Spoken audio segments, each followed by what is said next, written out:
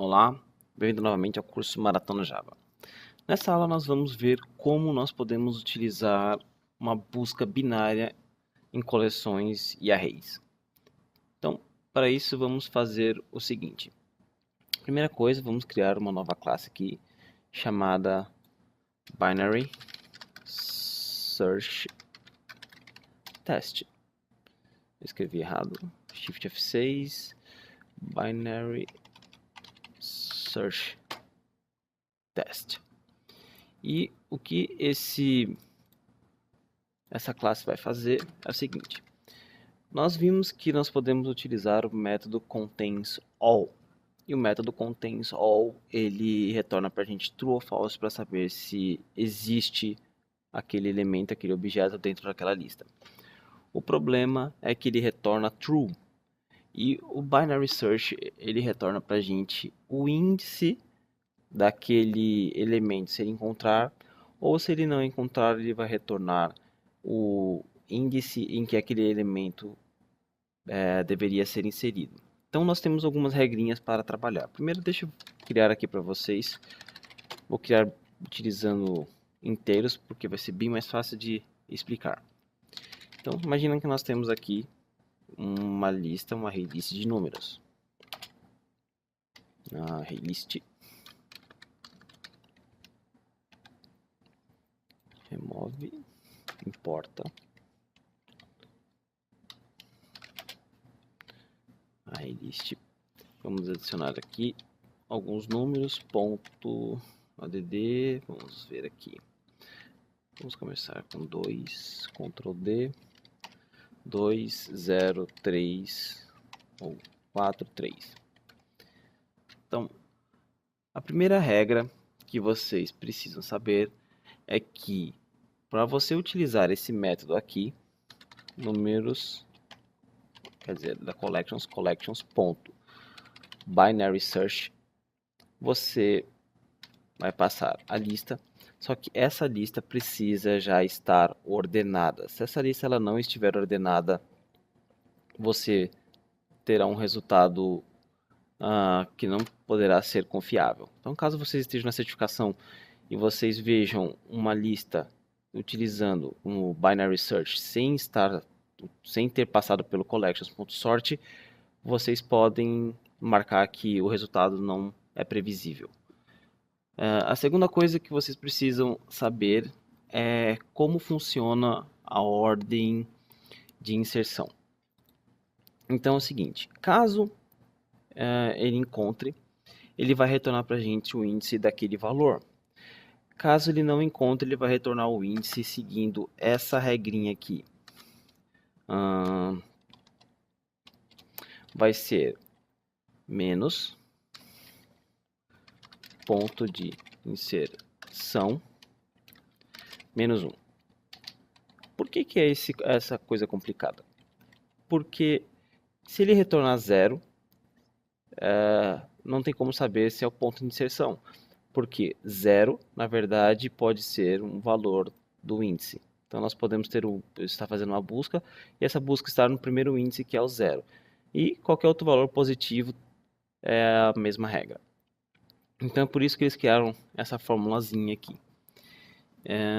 Outra coisa que vocês precisam saber é, caso vocês tenham utilizado um comparator, por exemplo aqui, nós utilizamos o comparator para o sort, o binary search ele possui um método sobrecarregado em que ele recebe o comparator. Então se você utilizou um comparator para utilizar o sort, lembre-se de passar o comparator no binary search.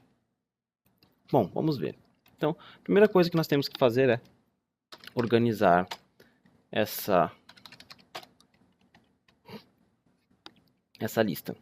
Agora que nós organizamos a lista, nós vamos fazer o seguinte.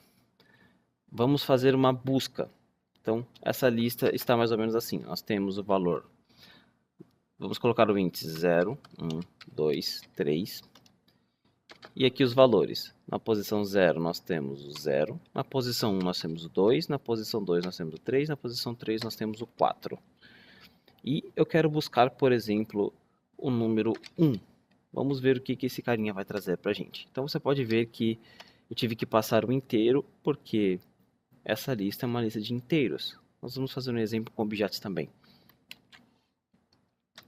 Então estou procurando o valor 1. Então, se ele vai retornar para mim o índice, quer dizer, o valor 1 não existe, vamos procurar o 2. Se eu estou procurando o valor 2, ele tem que retornar para mim o índice 1.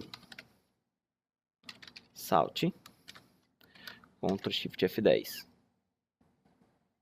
Ele retornou o índice 1. E por que isso é interessante? Porque caso vocês precisem pegar o objeto de volta, vocês podem fazer números.get e o índice que foi passado aqui. Salt.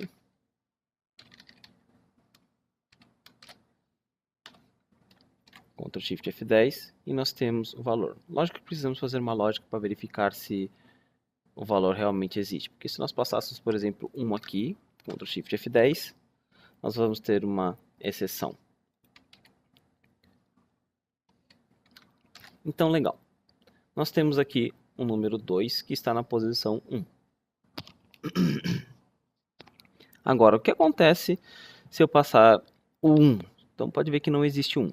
Então, seguindo essa regrinha aqui, nós temos o menos, ponto de inserção, ele vai ficar negativo. Então, se nós fôssemos procurar pelo 1, onde é que o 1 seria inserido aqui? O 1 seria inserido na posição 1. Então, seria menos 1, menos 1. O resultado disso aqui é menos 2.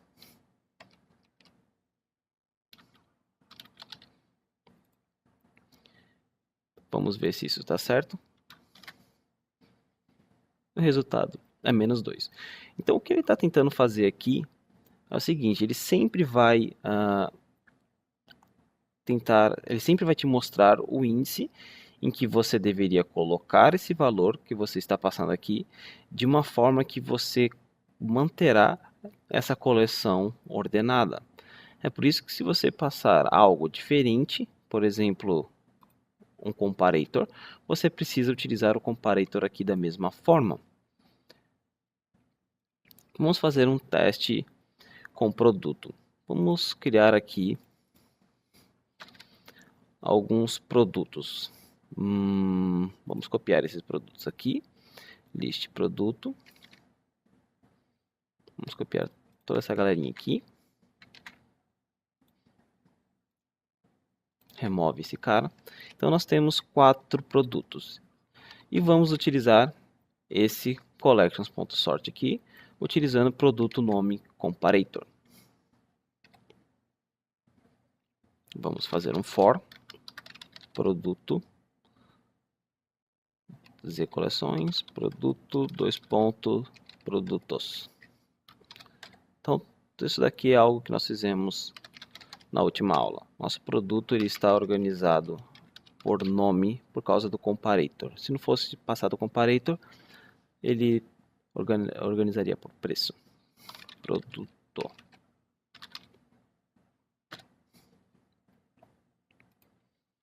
Ctrl Shift F10. Produto 1. Esquecemos de adicionar. Aí fica difícil. Pronto. Legal. Ctrl Shift F10, nós temos o produto aqui organizado por nome. Então, vamos imaginar que nós temos um outro produto fictício.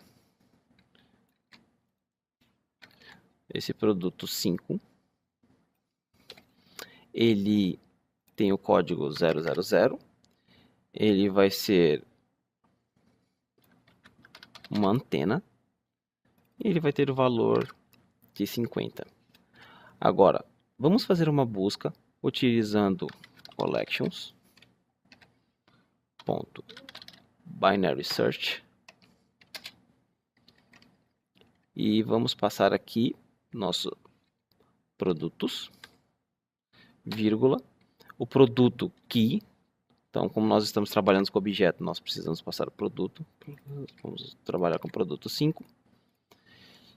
E lembre-se, nós utilizamos um comparator aqui, então nós devemos utilizar o mesmo comparator aqui. New, produto nome, comparator. Ctrl+L. Então, teoricamente, esse antena tem que vir na primeira posição. Se a posição é 0, ele tem que retornar para a gente -1, porque menos 0 com menos 1 vai dar menos 1. Ctrl Shift F10. Então, a posição em que essa antena seria inserida seria o -1. Se você quiser, você pode trocar aqui a ordem e colocar embaixo. Ctrl Shift F10.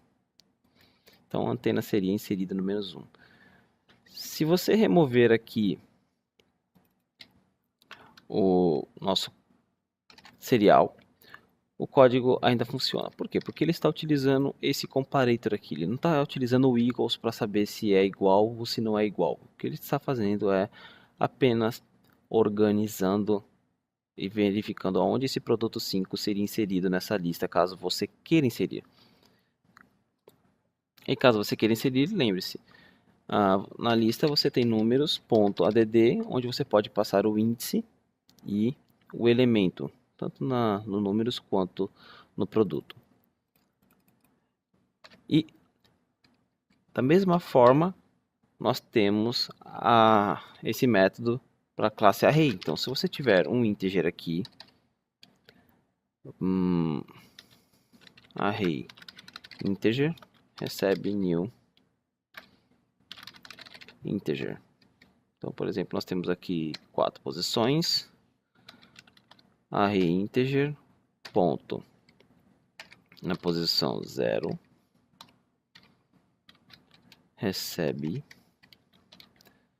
2. Vamos fazer exatamente igual. 0, 1, 2, 3, 2, 0, 4, 3. E nós temos aqui arrays.sort,